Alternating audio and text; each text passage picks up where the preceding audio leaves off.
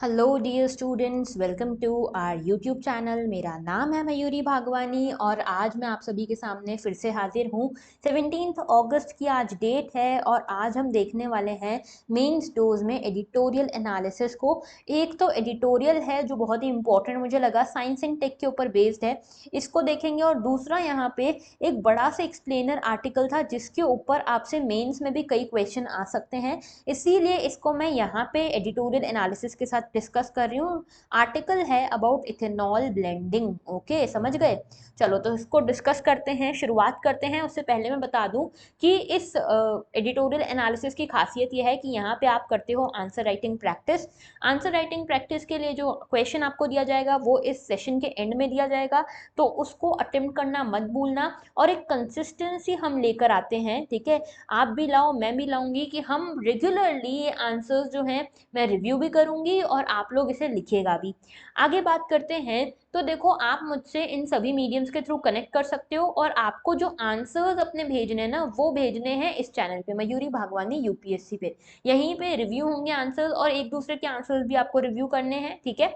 आगे बात करते हैं। क्वेश्चन हमारा लास्ट था, discuss the need and significance of police reforms in India. ज्यादा आंसर्स मेरे पास कल आए नहीं, तीन चार ही आंसर्स हैं और तीनों चारों आंसर्स में कुछ बहुत अच्छी बातें हैं, कुछ नॉट सो अच्छी बातें भी है। जैसे कि मैं आप लोगों को बता देती हूँ, क्योंकि तीन चार क्वेश्चंस के ही आंसर मुझे मिले, तो इसीलिए मैं यहीं पे बता देती हूँ कि किस किस के आंसर में क्या क्या परेशानी या प्रॉब्लम है। आप लोग इसको जरूर सुधार लीजिएगा। ओके, तो देखो, सबसे पहले तो मैं आंसर पढ़ रही हूँ मोनिका का। मोनिका का जो आंसर है, इसमें इन्होंने इंट्रोडक्शन अच्छा दिया है और अच्छा इंट्रोडक्शन हो सकता है। नीड ऑफ द रिफॉर्म्स जो है, need of the police reforms, इसको और स्ट्रॉन्ग करो। जैसे मोनिका आपने बताया है कि जो शेड्यूल 7 है उसमें आता है, तो ये नीड थोड़ी हो गई। नीड ऑफ पुलिस रिफॉर्म में आप ये बता रहे हो कि 7 शेड्यूल में आएगा, ये नीड नहीं है, ठीक है? तो इसको प्रॉपर लेकर आओ, एकदम जो पूछा गया है वही लिखा होना चाहिए। डायमेंशन और आ सकते हैं, सिग्निफिकेंस में भी डायमेंशन और आ सकते हैं। कमिटीज का थोड़ा सा नाम मेंशन करो, ठीक है? कमिटीज का नाम मेंशन करो, कौन कौन सी कमिटीज हो सकती हैं। हालांकि मोनिका आपने मालिमत कमेटी के बारे में बताया, दैट इज गुड, लेकिन देखो इसमें डायमेंशंस का स्कोप है, कमिटीज का स्कोप है, और थोड़ा इंट्रोडक्शन और सुधारो और टू द पॉइंट लिखने की कोशिश करो। ओके, नेक्स्ट मैं यहाँ पे आंसर देख रही हूँ, ये आंसर है अर्पित का। अर्पित देखो, सबसे पहली चीज तो आप ये समझो कि आपके जो पैराग्राफ हैं बहुत बड़े बड़े हैं। कभी भी यूपीएससी में आपको पैराग्राफ इतने बड़े बड़े नहीं रखने हैं। एक तो शॉर्ट सेंटेंस लिखो, छोटे सेंटेंस लिखो और छोटे पैराग्राफ लिखो, ठीक है? उससे क्या होता है, विजिबिलिटी बढ़ती है और जो चेकर है उसे भी चेक करने में मजा आएगा। जितना चेकर को मजा आएगा ना आपकी कॉपी चेक करने में, उतने आप समझ लेना आपके स्कोर्स अच्छे रहेंगे। ओके, तो पहली चीज तो ये। दूसरी चीज, आपने जो यहाँ पे रिफॉर्म्स की आवश्यकताओं के बारे में बताया, ये अच्छे से बताया है। आपने जो यहाँ पे महत्व के बारे में बताया, ये भी अच्छे से बताया, लेकिन कोशिश करो कि यहाँ पे और विजिबिलिटी लाओ। जैसे आपने कई सारी चीजें ऐसी बताई है जो बहुत इंपॉर्टेंट है यहाँ पे, लेकिन वो विजिबल ही नहीं हो रही हैं। ओके, विजिबिलिटी सबसे पहले ठीक करो अपनी, क्योंकि आप में या तो एक काम करो, पहले तो शॉर्ट सेंटेंसेस लिखो, छोटे पैराग्राफ बनाओ। जैसे ही आपका एक पॉइंट खत्म हो जाए ना, एक आर्ग्यूमेंट या एक डायमेंशन खत्म हो, पैराग्राफ चेंज करो और थोड़ा सा कीवर्ड्स लेकर आओ। कीवर्ड्स को अंडरलाइन करना स्टार्ट करो, ठीक है? आपका जो स्ट्रक्चरिंग है वो बढ़िया है, उसमें कोई इशू नहीं है, लेकिन बस आप अपने इस पे विजिबिलिटी पे काम करो। ओके, देन सानिया, आपका आंसर मुझे काफी अच्छा लगा, लेकिन आपके इंट्रोडक्शन में प्रॉब्लम है। आप जरा अपना इंट्रोडक्शन पढ़ो सानिया, आपको लगेगा ही नहीं कि आप पुलिस रिफॉर्म्स के बारे में लिख रहे हो, ठीक है? तो इंट्रोडक्शन सबसे पहले देखा जाता है, ठीक है? आपकी बॉडी बहुत ही अच्छी है जो आपने नीड एंड सिग्निफिकेंस लिखी है, बहुत बढ़िया तरीके से, बहुत अच्छे डायमेंशन भी आपने ऐड किए, कमिटीज के बारे में लिखा है, वे अहेड लिखा है, वेरी गुड। लेकिन इंट्रोडक्शन ने काम खराब कर दिया। ओके, इसके अलावा याचिका का आंसर देख रही हूँ। याचिका, आपने, आपका एक चीज आप बस ध्यान रखो, जैसे इंट्रोडक्शन आपने लिखा है, एक तो आपका इंट्रोडक्शन थोड़ा ज्यादा लेंदी हो गया है, इसको कट शॉर्ट करो। सबसे पहली चीज तो इंट्रोडक्शन छोटा करो। साथ में जो आपको आपने नीड लिखी है पुलिस रिफॉर्म्स की, इसमें कुछ कुछ पॉइंट्स जो हैं वो थोड़े से रेपिटेटिव से मुझे लगे, तो उनको ठीक करो, ठीक है? जैसे आपने केस ऑफ कस्टोडियल डेथ लिखा, फिर वहीं आपने लिख दिया टॉर्चर के बारे में भी। ओके, तो ये बस एक दो चीजें ठीक कर लो, बाकी देयर इज नो इशू। आपने डायमेंशंस भी काफी अच्छे से कवर करें, सिग्निफिकेंस भी अच्छे से बताई है, और वे फॉरवर्ड भी आपने बहुत बढ़िया तरीके से दिया है। प्रकाश सिंह केस वगैरह के बारे में लिखा है, बहुत अच्छे से लिखा है, कोई इशू नहीं है इसमें, मुझे अच्छा लगा। तो ओवरऑल अगर सबके में देखा जाए तो याचिका का आंसर जो है वो बेस्ट लगा मुझे। लेकिन याचिका आपको भी जो मैंने चीजें बताई है ना ठीक करने की, वो जरूर कर लेना।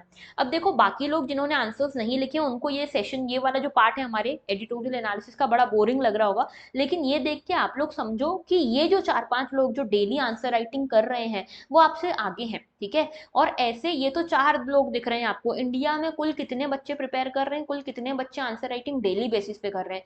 तो आप लोग भी ये कोशिश करो कि आप भी आंसर राइटिंग प्रैक्टिस करो, एटलीस्ट इतना तो करो कि जितने बच्चे आपको अपने आसपास दिख रहे हैं उनमें आगे रहने की कोशिश करो, ओके। क्योंकि ये कॉम्पिटिटिव एग्जाम है, आपको दूसरों से compete करना है, ओके। तो देखो पॉइंट ये नहीं है कि आप कैसा आंसर लिख रहे हो, पॉइंट ये है कि आप एफर्ट कैसे मार रहे हो, रोज एफर्ट्स डाल रहे हो या नहीं डाल रहे हो अपने गोल में, ये इंपॉर्टेंट है, ओके। तो आई हाईली रिकमेंड कि सभी लोग आंसर राइटिंग प्रैक्टिस करो। मैं रिव्यू कर पाऊं या नहीं कर पाऊं, आपके पीयर्स रिव्यू करेंगे, और मैं देखो रिव्यू सबके आंसर करती हूँ तभी बेस्ट आंसर बता पाती हूँ मैं। हाँ, ये जरूर हो सकता है कि हर किसी के आंसर पे फीडबैक ना दे पाऊँ प्रॉपर लिख के, लेकिन रिव्यू सबके आंसर करती हूँ मैं, ओके। तो कोशिश करो रेगुलर बेसिस पे आंसर राइटिंग करने की, ओके। देन आते हैं हम आज के एडिटोरियल पे, the upcoming 75 years, the coming 75 years. तो आने वाले 75 ईयर्स की यहाँ पे बात हो रही है।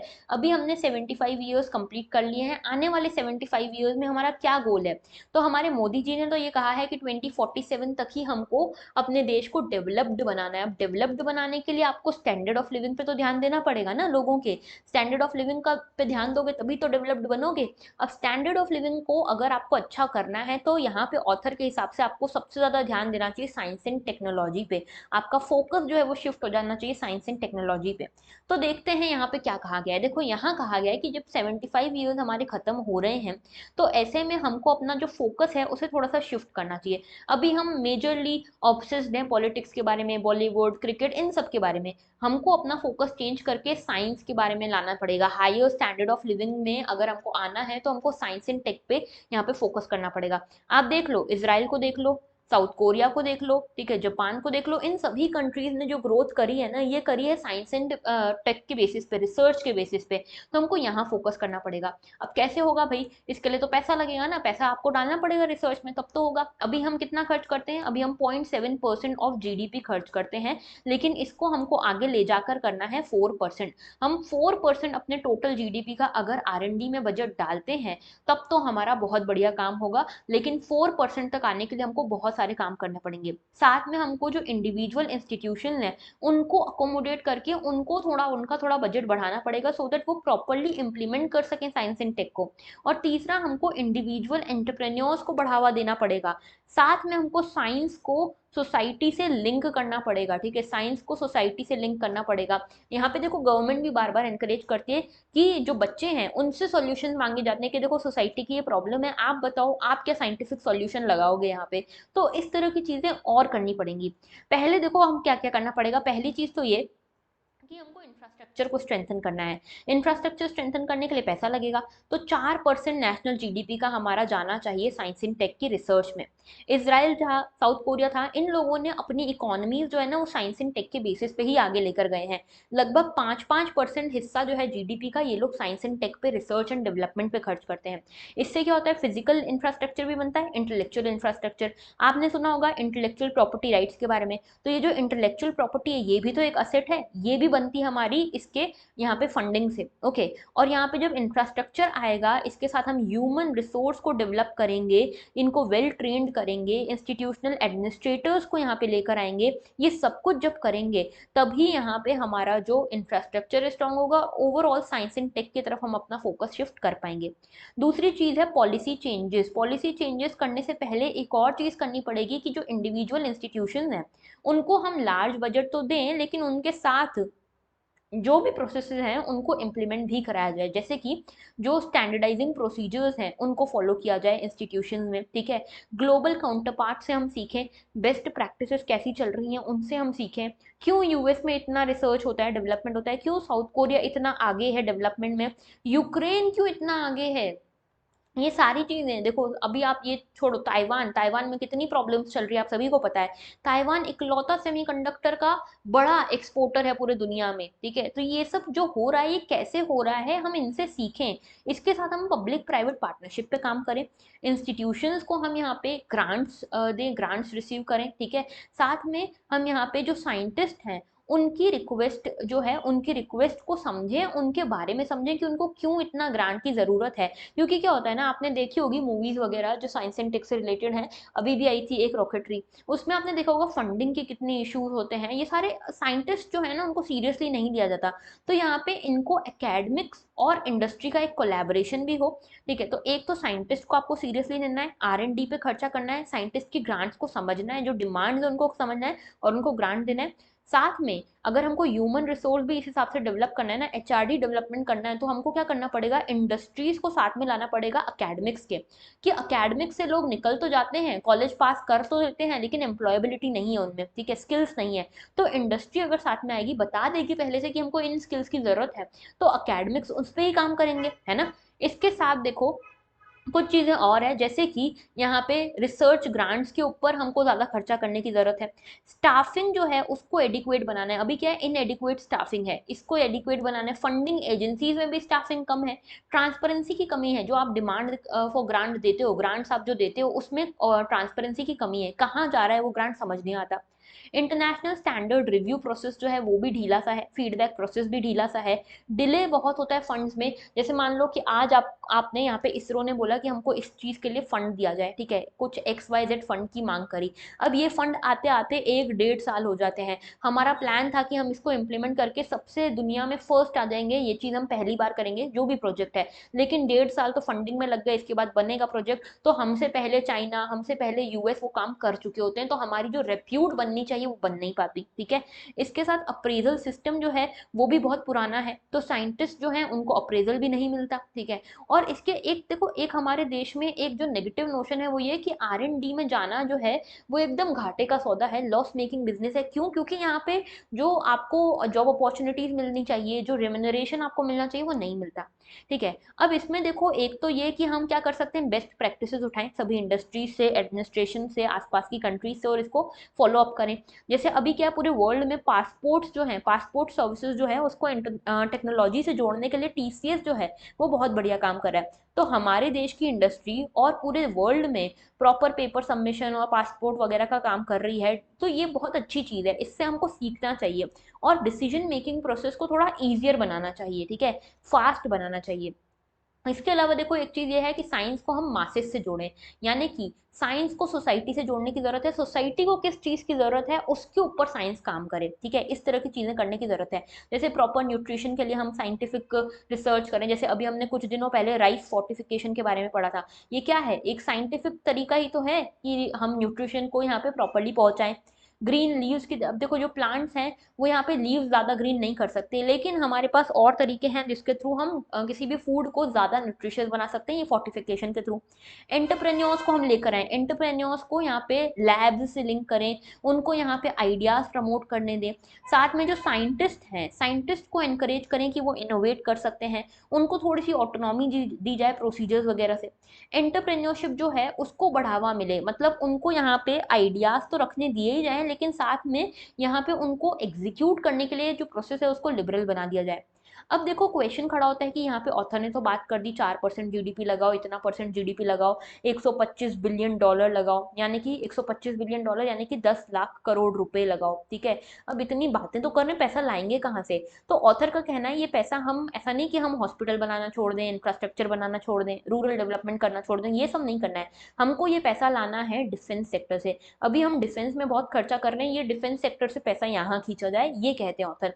ऑथर का मानना यह है कि वॉर्स जीतने के लिए जरूरी नहीं कि आपने डिफेंस स्पेंडिंग की हो। अब US इतनी डिफेंस स्पेंडिंग करता है, लगभग 750 बिलियन डॉलर खर्च करता है डिफेंस बजट पे हर साल, लेकिन क्या तालिबान से जीत पाया? नहीं जीत पाया। तो यहाँ पे इनका कहना है कि आगे आने वाली जो वॉर्स होने वाली है वो इकोनॉमिक वॉर्स होने वाली है, और इकोनॉमिक वॉर्स सिर्फ आप R&D के बेसिस पे, साइंस एंड टेक के बेसिस पे जीत सकते हो।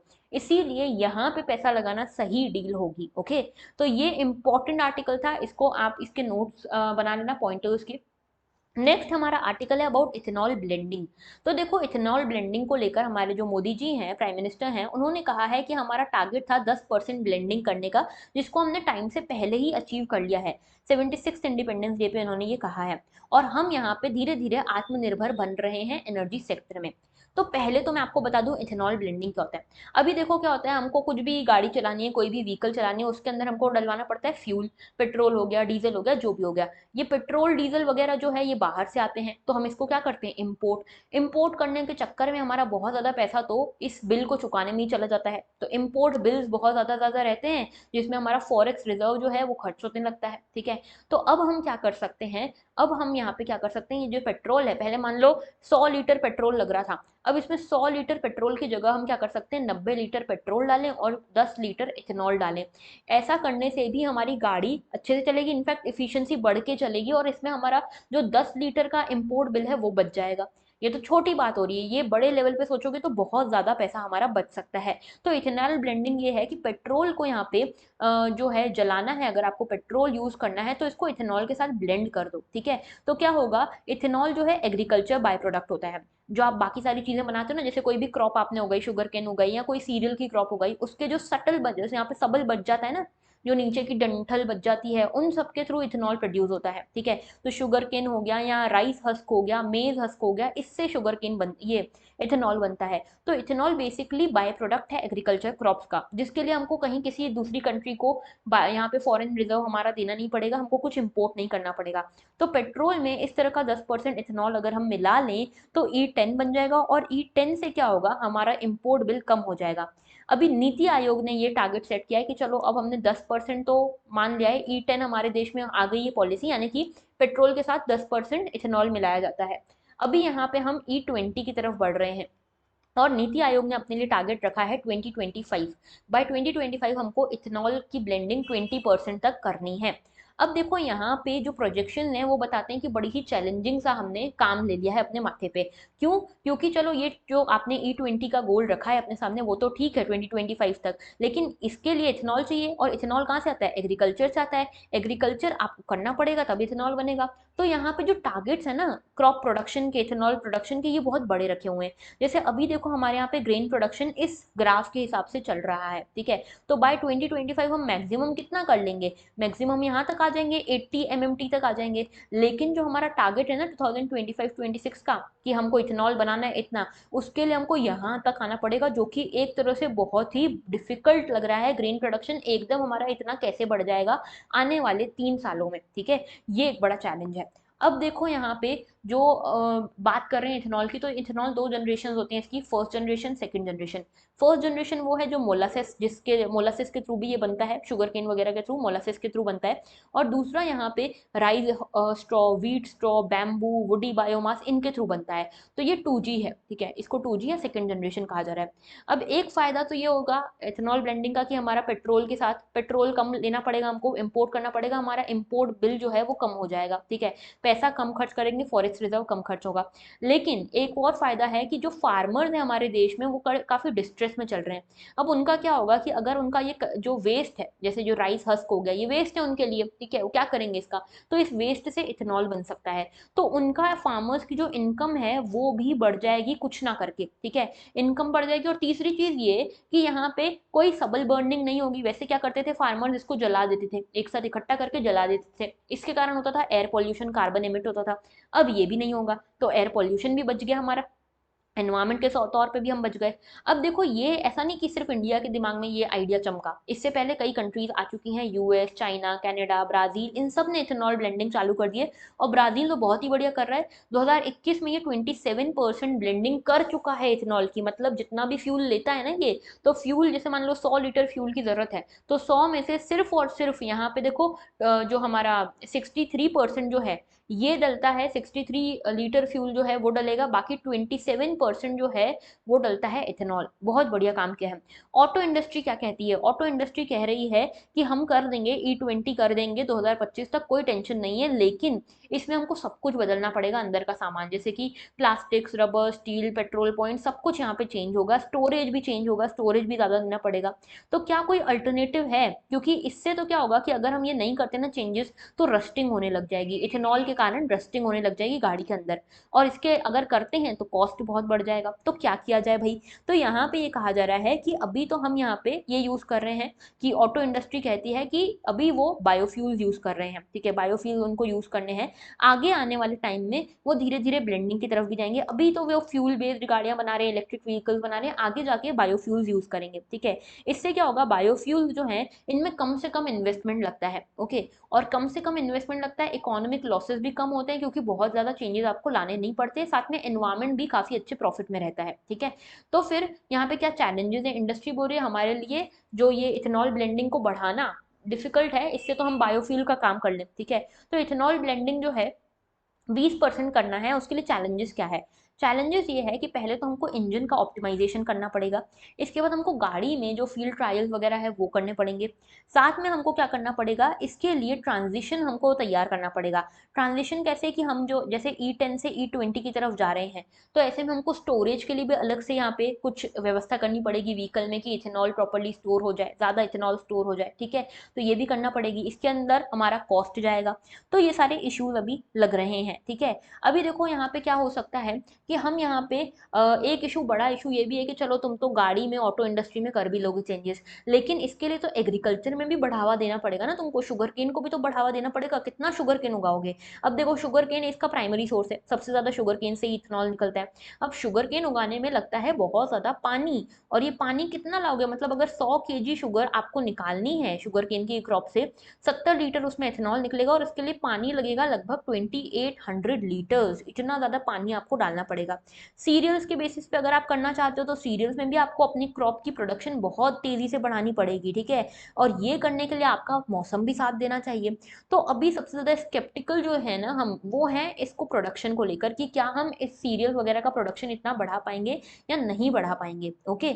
अच्छा, इसके साथ देखो फूड सिक्योरिटी कंसर्न्स भी हो गए कि अगर हम सारे के सारे क्रॉप्स को यहीं पर डाइवर्ट कर देंगे, शुगर केन को डाइवर्ट कर दिया, सीरियल्स को डाइवर्ट कर दिया, तो फूड सिक्योरिटी का भी तो एक इशू हो जाएगा। उसको हम कैसे कैटर करेंगे, इसके बारे में भी हमको सोचने की जरूरत है। तो हमने टारगेट रखा है 2025 का, दैट इज वेरी गुड, ठीक है, हम बहुत अच्छा काम कर रहे हैं एनवायरमेंट के लिए भी, इकोनॉमी के लिए भी, लेकिन होगा कैसे? ये चैलेंजेस को भी एड्रेस करना हमारे लिए बहुत ज्यादा जरूरी है, ओके। तो ये था इंपॉर्टेंट आर्टिकल। अब आता है आपके सामने मेंस का क्वेश्चन। क्वेश्चन है, how can India be benefited from the advancement in science and technology? तो बेसिकली आपको बताना है कि साइंस एंड टेक अगर एडवांसमेंट हो जाता है तो इंडिया को क्या क्या बेनिफिट होगा, और कैसे होगा, ये कैसे मेजर्स आप सजेस्ट करोगे कि इंडिया की कैपेबिलिटीज बढ़े साइंस एंड टेक सेक्टर में, ओके। 150 वर्ड्स में बताना है, जरा स्ट्रक्चरिंग पे ध्यान देना और डायमेंशंस सारे कवर करने की कोशिश करना, ओके, एंड कोशिश करना एग्जाम्पल्स देने की भी, ओके।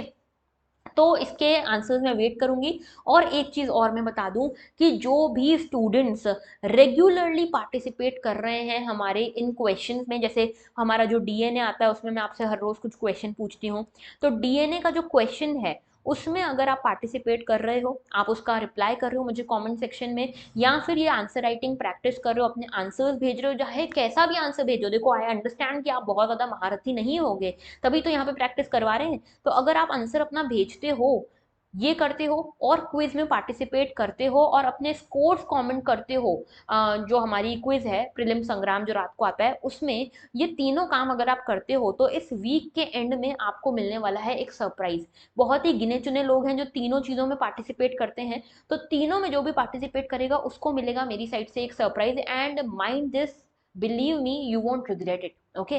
तो जरा इसको करो ट्राई, ठीक है, आंसर लिखो। एंड अगर लेक्चर अच्छा लगा हो तो लाइक जरूर करना, कमेंट जरूर करना, शेयर करना और सब्सक्राइब करना मत भूलना। That was all, thank you for watching and have a very good day.